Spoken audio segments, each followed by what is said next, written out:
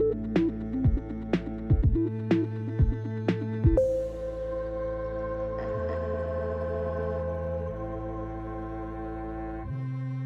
guys, welcome back to releasethecraftin. Priscilla here for another episode of Storycraft. Storycraft is a series where I do a craft and I tell you guys a story.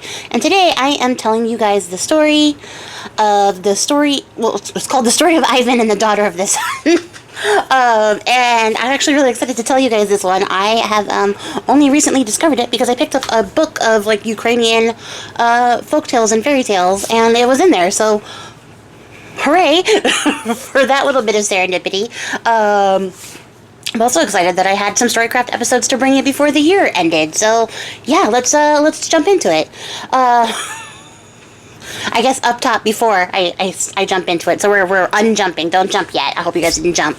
I have a Patreon. Check it out. It's linked in the description down below. Hit see more. You'll see all the stuff. I also have an Etsy store and Instagram and places that you can follow me at and check out the things that I do. So there, I did the thing. So without further ado, the story of Ivan and the Daughter of the Sun. So way back in the way long ago, there were 4 brothers. 3 chose to stay at home. 1, the youngest, named Ivan, left, and he decided to travel for quite a while until he found a sort of new foreign land. He left his whole homeland entirely and started to look for work. He found a job out there as a shepherd. And the deal was that he would work for a year and he would get 3 gold pieces for every year that he worked. So he ended up working for 3 years. And by the end of the 3 years, he did such a good job. His master gave him exactly what he was agreed upon, the 3 gold pieces. He got nothing extra. So he got 9 gold pieces for his 3 years of service. And he decides that the first thing he's going to do with his money is walk a ways until he finds a stream. And when he gets to the stream, he throws 3 gold pieces into the spring. And he's like, here. He tosses them in, right? Just tosses them right in there. And he's like, if I have been an honest man, they're going to come back to me. My money will return to me. So then he goes and he takes a nap.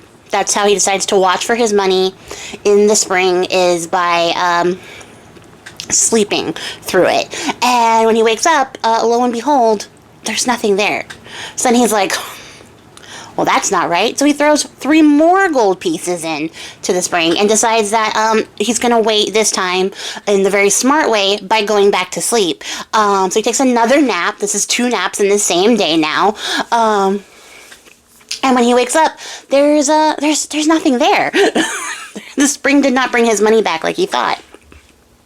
So he's like, okay, there's nothing else I can do except for, oh, what's that? Throw the rest of my money, the entirety of my 3 years worth of work, into the spring and hope for something happens. This time I'm going to really pay attention by taking another nap, a 3rd nap in the day.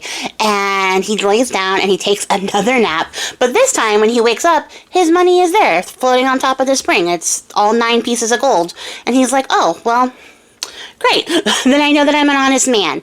So he feels great about himself now, which was what this whole sidetrack was about. His little confidence boost, right? So he feels great about it, and he goes back onto the main road and starts walking back, towards his homeland, and he ends up meeting up with these 3 billy goats.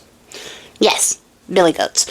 And they're actually merchant billy goats. They're carrying a wagon full of incense. And he's like, oh my gosh, are you guys carrying incense? I love incense. Can I buy incense for the entirety of my 3 years of wages? And the goats are like, yeah, of course you can give us 3 years worth of wages for a cart full of incense.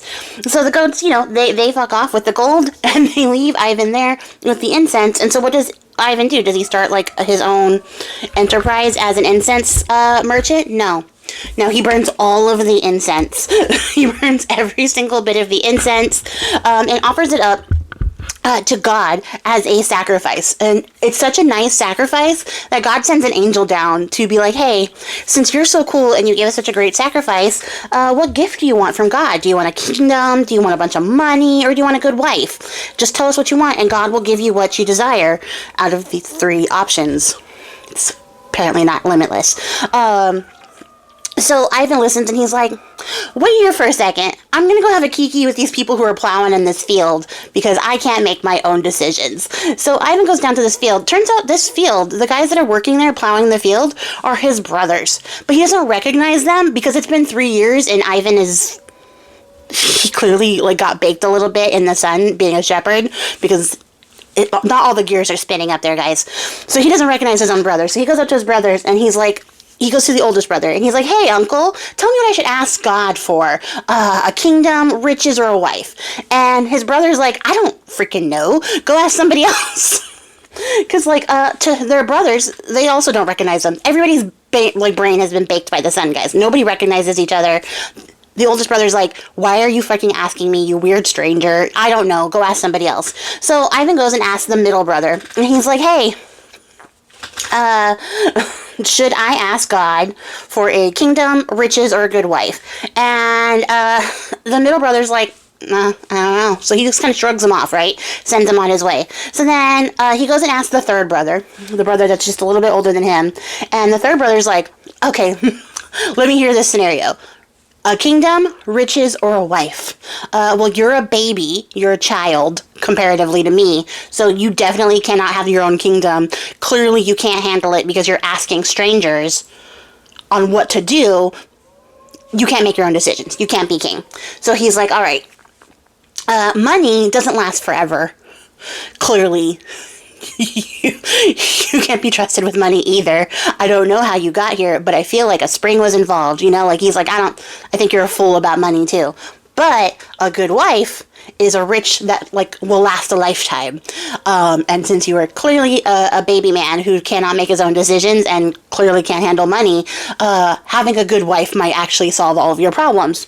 So with this very wise and sage advice, Ivan goes back and he's like, hey, Angel, thanks for waiting for me. And the Angel's like, yeah, no problem. I didn't have anything else to do. You're right. God loves waiting for you to make up your mind. He goes and he tells the angel that he would like a good wife that will bless my life for the rest of my days. And he's like, okay, all right.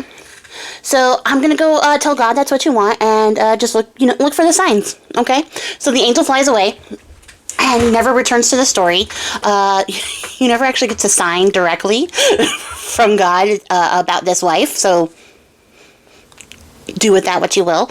And then what ends up happening is that Ivan continues to wander because he's a broke, penniless person now who has nothing to sell, nothing to his name, until he finds his way up into the woods.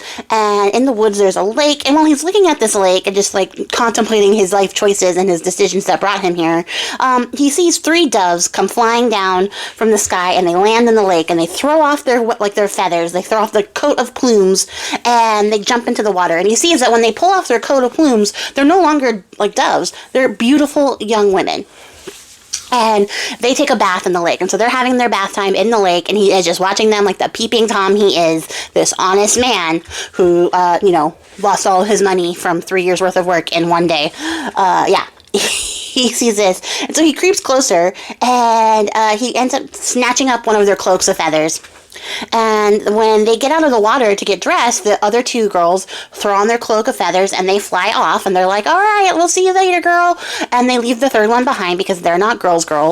And the third one's like looking for her cloak everywhere, and she's like, oh my gosh, like, where are my feathers? And he jumps out and he's like, hey, I know where your clothes are, but I'm not going to give it back to you unless you decide to be my wife.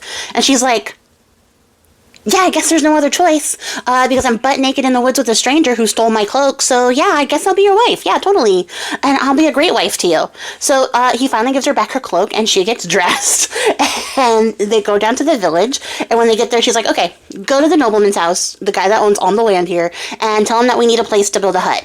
And so he's like, all right, wife, whatever you say. And she's like, okay, maybe this deal isn't so bad, because this dummy just listens to everything I say.